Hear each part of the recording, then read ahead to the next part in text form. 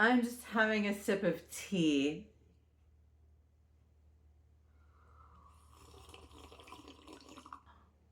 I wrote a tweet maybe like a week ago, I'm thinking ish, about a movie that I recently saw.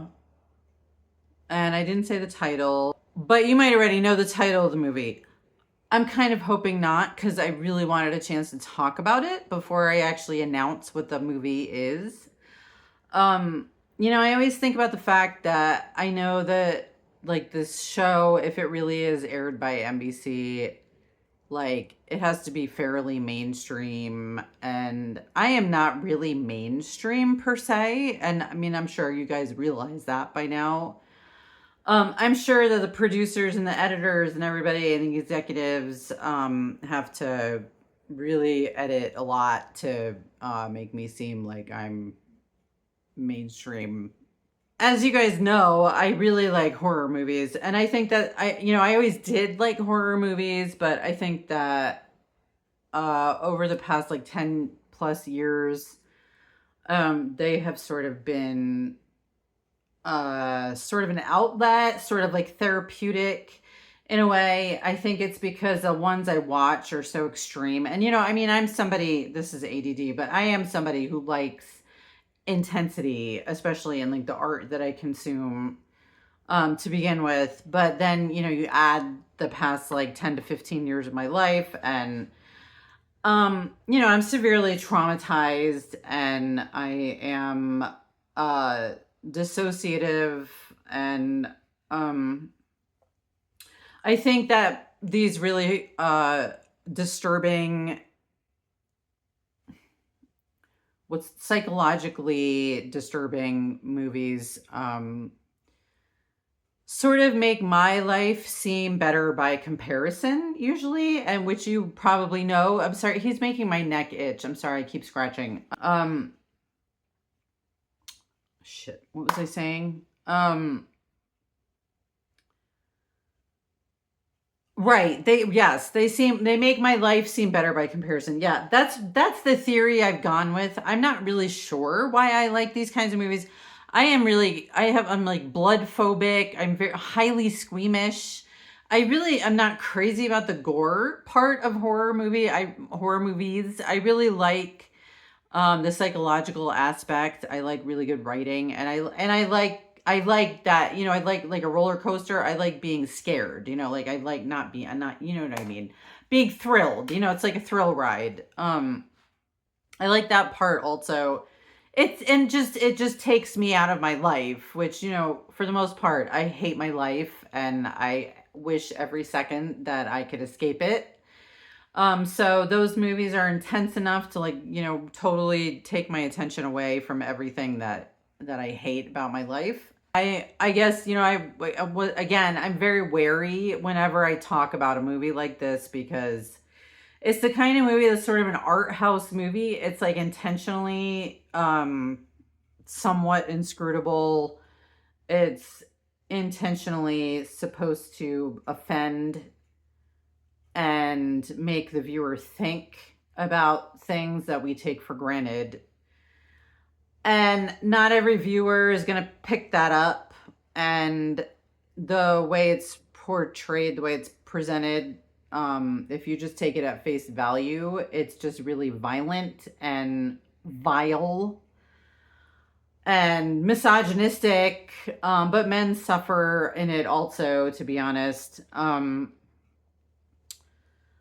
Okay, so the name of the movie, I think I've given you all the disclaimers now. And let me just, of course, as always, say spoiler alert here. Woo, woo, woo, woo. I'm not gonna probably really give anything super secretive away, but I mean, I am gonna talk about the movie openly. I don't mean that, but I mean, like, there's nothing really shocking in the movie. That's in terms of surprise. There are shocking things in the movie, but not because they're surprising so much. Just because they're fucking grotesque and macabre. So let me launch in. The name of the movie is Incredible Violence. It is an indie horror movie. I think it might be Canadian, but I'm not sure. I should have checked that before I did this video, but I'll just let you know there. I think it might be Canadian though. I suspect, honestly, I suspect it's Canadian because most of the really like risk-taking experimental indie, especially horror movies that I've seen of late, the ones that are really special oftentimes come from Canada these days. And I think that's because Americans have gone terribly mainstream and Disney and um don't want to take chances the way that, and I think in Canada probably there's government funds dedicated to culture, which includes film and artistic films. America, US really needs to do more of that, you guys.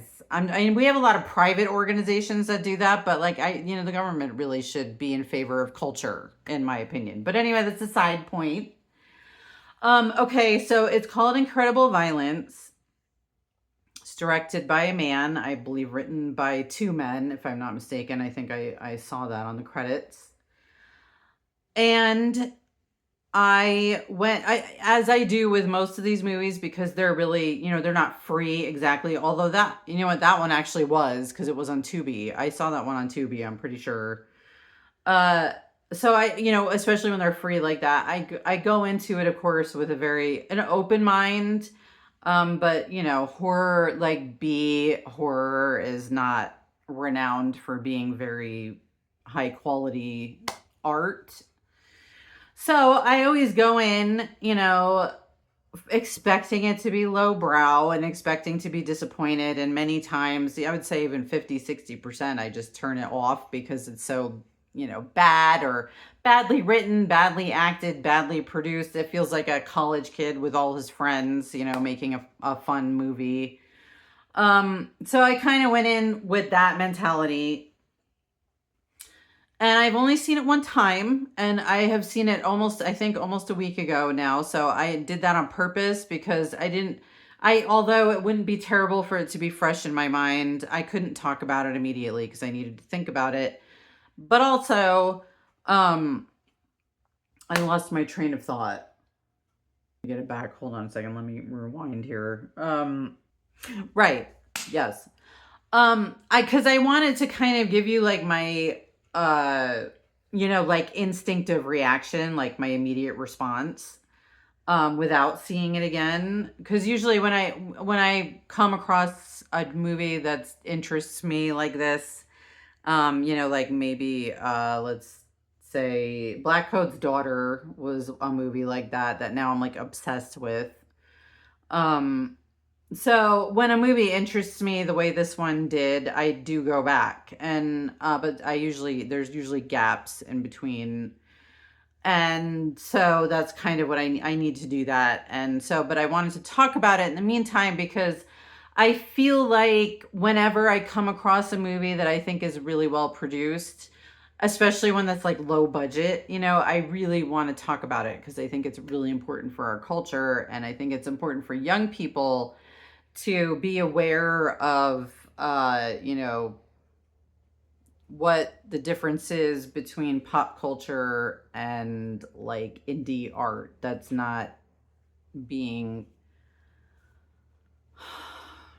dictated, is that too strong, edited, filtered by corporate America. It's more individuals who go out and find the funding because it's a project that that they really believe in, a project of love, which is why I always go to indie films. So, okay, I think I've said enough about that now. So I'm going to go away from the general and we're going to talk about the movie. So I went into it with the attitude of it's probably not good. And the dude in the beginning sequence annoyed me. The dude in the beginning annoyed me. Also, the black and white typed screenplay thing, the fade in or whatever it said was annoying. So then we go to this dude in a bar. I think that's the opening scene. No, I think the opening scene, no, the opening scene is when he's walking to the house with the caretaker. Yes, right. Yes. Yeah, the opening scene is him walking to a house with a caretaker, and I believe that it's alternating with him um in the bar talking to somebody, some faceless person that we never see. Um Although I think that it's the other actor that's in the film later. Anyway, he's a dude with a problem. His problem is that, and this is, and we don't know if this is true actually, because it's just what he tells somebody else. But his story is that he took money from like loan sharks or some kind of organized crime investors to make a film. Like, I think he said 6 months previous, and he never did anything. He just spent the money on his life, and he never made a film. And he's terrified that they're going to come after him. And so the guy that he's talking to in the bar suggests that, I think he actually suggests the specific house that he ends up at. And he says, you can make something up there. They do everything these days. It's, like, cause found footage is it was totally a legitimate conversation and legitimate suggestion. And, so that's the opening like sequence. And, this is tea, by the way. Do you see my pretty mug? Hold on. I don't want it to get too cold. Because, this mug can't go in the microwave. So I have to drink it if it's cold. And then that would suck. So anyway, okay. So he goes to the house. And I think the first time that I really got interested in the movie was when he's standing at the door with the caretaker. And no, at the shed. They can't get into the house and they have to go over to the shed. And the caretaker's inside the shed, like yammering, and he says something about how the title of the movie is not good. He implies it, sort of. And the camera is just on the young dude, the guy who has the problem with the loan sharks. And he looks like he's trying to temper himself, like he's getting annoyed and angry. And he says, "I am a vessel." And that was kind of like the first time that I felt like this movie was going a different way than I expected, and I wasn't sure what that was. So, okay, so now let me try and speed it up a little bit here. So I'm going to go broad and just kind of talk about now my issues with the movie, and what I liked about it. Okay, so let's start with what I liked about it. Good news first. So what I liked about it was it didn't do anything that I expected. It was unpredictable for me anyway. And also, oh my God, there is a monologue in the movie. I think it might be in the second act. Where another girl I didn't mention the girl. So the other main character is a young hungry actress who just thinks that she auditioned for something and got a legitimate acting role in something. And that's important. She's like Maya's age. She's like 20. She's like probably from the Midwest somewhere or something, you can picture. And she just wants to work. There's the main actress, which is the one that we kind of see close to the beginning. And then there's, I think, 2 or 3 other girls. Yeah, there's 3 other girls. And one of them, about, like I said, I think it might be like 2/3 through. Like I said, I think it's the second act. Has the best monologue that I have heard in a while. And I keep thinking that it should, like, young actors auditioning should go pick that up and use it, in my opinion, especially if you're going to audition for like a horror movie or something. Anyway, it's fantastic monologue, and I loved that. I just was so delighted by that. And also, it came at a point in the movie where I was feeling very like angry at the director, angry at the writer, angry at the casting people. And I'll tell you why. So, the guy with the problem with the loan sharks, it's slowly revealed to us as like a homicidal maniac.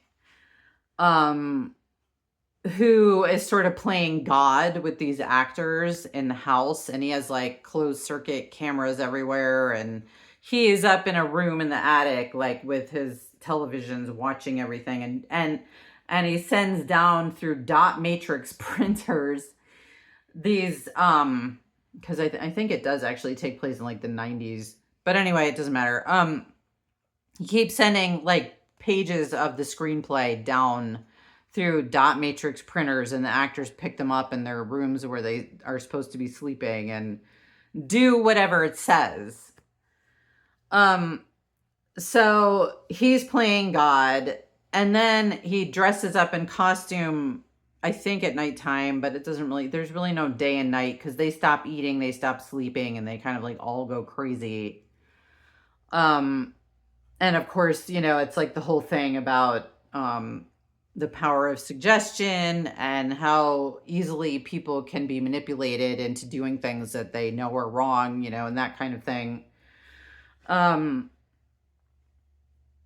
So one of the actresses who is kind of like the bubbliest and the lightest and, fun, he sends down to her the direction, show your boobs, show your tits, in this scene that they're supposed to be doing.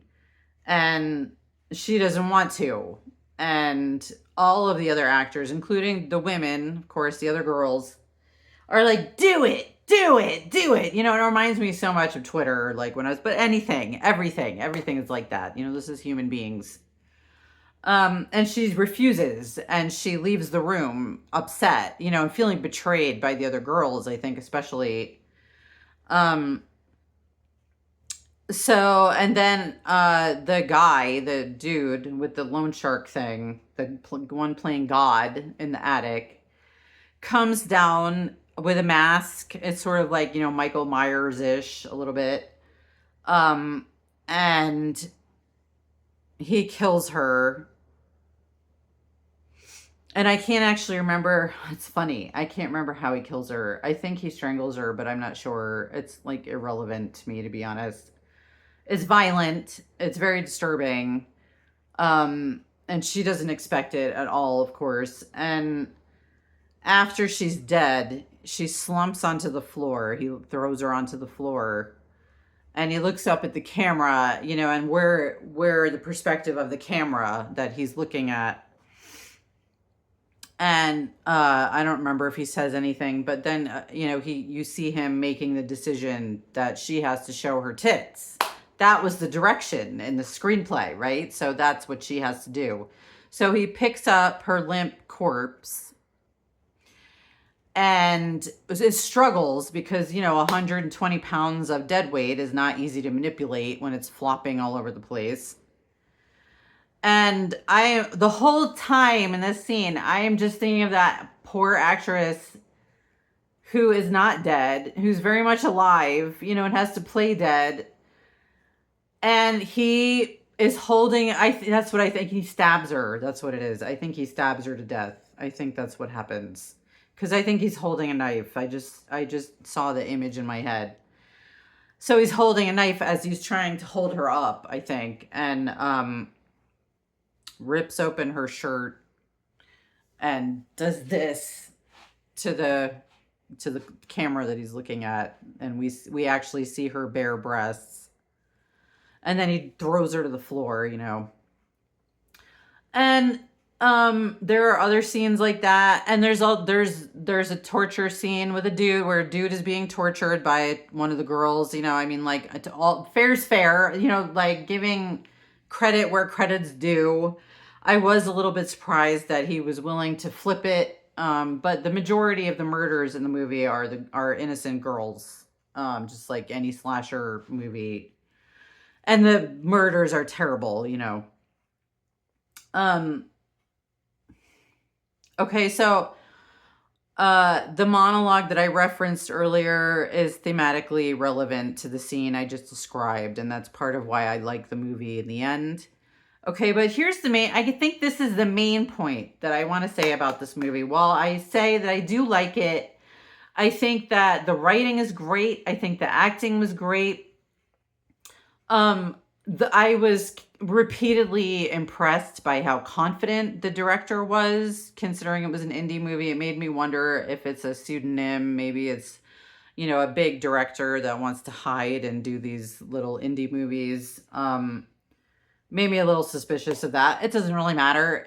But it was surprisingly good. It was surprisingly well produced and well acted.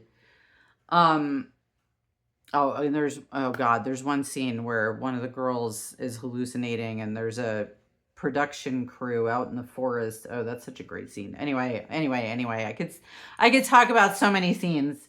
But I think the main reason I wanted to talk about the movie is because that kind of, in the movie, they do that kind of violence to these girls. It's supposed to be sort of ironic and derisive and tongue-in-cheek. And there is a black comedy aspect that I admired, that because it worked somehow. I did not really understand how it worked, but at the moments when he wanted me to laugh, most of the time I did laugh. And I was like, why am I laughing right now? And that was sort of brilliant. I admire that. But my issue that I want to talk about, I guess, is mostly that, and this is where I'll close it, is in doing it ironically, you're still actually doing it to the actresses. And I know that you guys talk about it and it's all, we're just playing, like they do with, like, when little kids are in those kinds of disturbing scenes. The thing is that we're not clear of that kind of violence against women. It happens all the time. And so doing it to an actual living human being in the pursuit of doing it ironically is like still doing it. And that's kind of the problem, that's the same exact problem that I have with Matthew Fusk, is that in doing it to prove that, the opposite thing is true, is still doing it to someone, as someone's. And that's my problem with the whole show. And that they never presented me with a contract. They never allowed me to consent. They never allowed me the opportunity to consent or not consent. And while I think that I probably would have been very excited at the opportunity and I would have wanted to take it, I absolutely would have gone to a lawyer and showed the lawyer the contract, and I would have negotiated, and I was not given that opportunity. And so it's very slippery, the whole thing that he's done. And that's the same way that I felt about the movie, is that it's sort of slippery, you guys.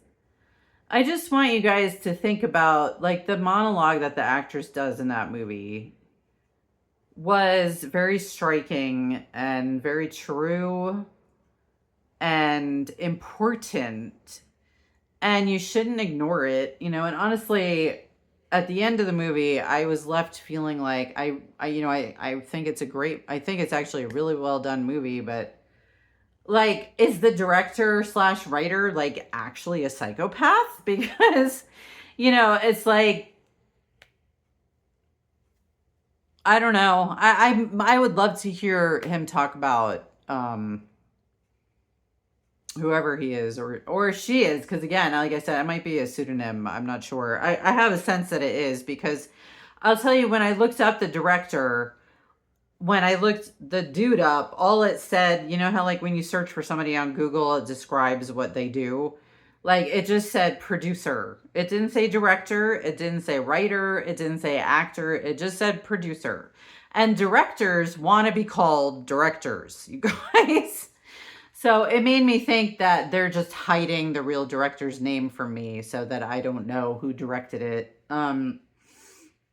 Because I think I'm part of focus groups sometimes for these films. Anyway, I do recommend it if you like horror, because it really is a slasher movie when it comes down to it, but it is like an art house experimental kind of slasher movie. So if you're into artsy movies, maybe, give it a shot. I think it's worth it. I think it's worth a view. It's definitely worth a view if you're a horror, diehard horror person like me, but, you should expect to be disturbed, especially if you're, like a woman who's been attacked by a predator, a male predator in your life. But it makes some really good points. And I guess I'm just sort of like on the fence about whether I think that it's justifiable to continue to put actresses in these roles with so little sensitivity. And I'm sorry, because I admire the film, but that's how I feel about it. So anyway, I recommend it. I do recommend it. It's free on Tubi. Go watch it. You're welcome.